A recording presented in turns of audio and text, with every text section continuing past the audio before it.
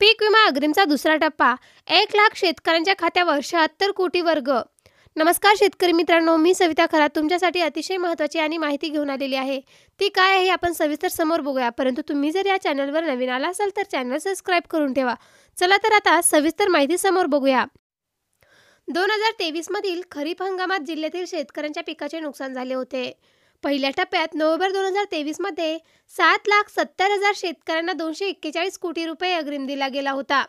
काही शेतकऱ्यांची पडताळणी पूर्ण झाली नव्हती, त्यामुळे त्यांना पीक विमा अग्रिम दिला गेला नव्हता. फेब्रुवारी महिन्यात पडताळणी पूर्ण झाल्यानंतर 1,11,000 शेतकऱ्यांच्या बँक खात्यावर 76 कोटी 27 लाख रुपये अग्रिम जमा करण्याची सुरुवात झाली आहे. विमा अग्रिम जमा झाल्याने SMS सुद्धा पाठवला जात आहे. 2023 मध्ये बीड जिल्ह्यात सुरुवातीच्या व मध्य खरीप हंगामामध्ये पावसाने दीर्घकाळ खंड दिल्याने शेतकऱ्यांचे व विशेष करून सोयाबीन उत्पादकांचे नुकसान झाले होते. पंचनामे करून सुद्धा जिल्हा प्रशासक विमा कंपनीला 25% अग्रिम पीक विमा देण्याची अधिसूचना काढण्याची सूचना कृषी मंत्री व तथा पालकमंत्री मुंडे यांनी केली होती. त्यानुसार अधिसूचना काढण्यात आली होती. पीक विमा कंपनीने AIC याविरोधात जिल्हा प्रशासन तसेच विभागीय आयुक्त व राज्याच्या तांत्रिक सल्लागार समितीकडे सरसकट विमा देण्यास हरकतीचे अपील दाखल केले होते. ह्या तीनही अपील संबंधित यंत्रणांनी फेटाळून लावल्या. त्यानंतर विमा कंपनीस अग्रिम देण्याचा निर्णय घ्यावा लागला. खरीप हंगामात नुकसान झालेल्या बीड जिल्ह्यातील 7,70,000 शेतकऱ्यांसाठी दिवाळीपूर्वी 241 कोटी शेतकऱ्यांना पीक विमा अग्रिम मंजूर झाला होता. या दरम्यानच आता दुसऱ्या टप्प्यात प्रलंबित असलेल्या शेतकऱ्यांची पडताळणी प्रक्रिया पूर्ण झाली असून त्यानंतर पीक विमा कंपनी AIC द्वारे दुसऱ्या टप्प्यातील शेतकऱ्यांच्या बँक खात्यावर पीक विमा अग्रिम जमा करण्यास 11 मार्च पासून सुरुवात झाली. तसेच पीक विमा संदर्भात पालकमंत्री धनंजय मुंडे यांचा आढावा सुद्धा घेत आहे. अशी मिळणार आहे शेतकऱ्यांना मदत. नंबर 1 चा तालुका आहे अंबाजोगाई.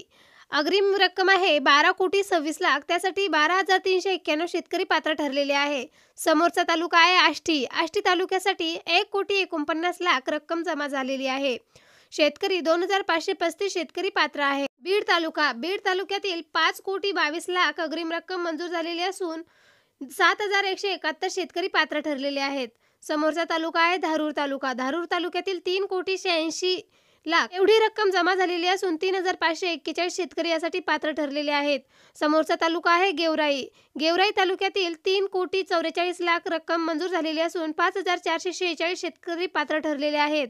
समोरचा तालुका आहे केज तालुका. केज तालुक्यातील 13 कोटी 7 लाख शेतकरी एवढी रक्कम जमा झालेली असून 19,125 शेतकरी यासाठी पात्र ठरलेले आहेत. समोरचा तालुका आहे माजलगाव. माजलगाव तालुक्यासाठी 14 कोटी 13 लाख रक्कम मंजूर झालेली असून 19,027 एवढे शेतकरी पात्र ठरलेले आहेत.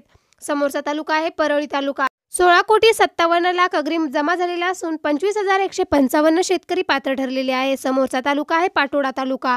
पाटोडा तालुक्यासाठी 3 कोटी 90 लाख रक्कम जमा झालेली असून 8,877 शेतकरी यासाठी पात्र ठरलेले आहेत. समोरचा तालुका आहे शिरूर तालुका. शिरूर तालुक्यासाठी 62,85,000 एवढी रक्कम जमा झालेली असून 2,932 एवढे शेतकरी पात्र ठरलेले आहेत. समोरचा तालुका आहे वडवणी. वडवणी तालुक्यासाठी 1 कोटी 47 लाख रुपये रक्कम जमा झालेली असून 5,401 शेतकरी यासाठी पात्र ठरलेले आहेत.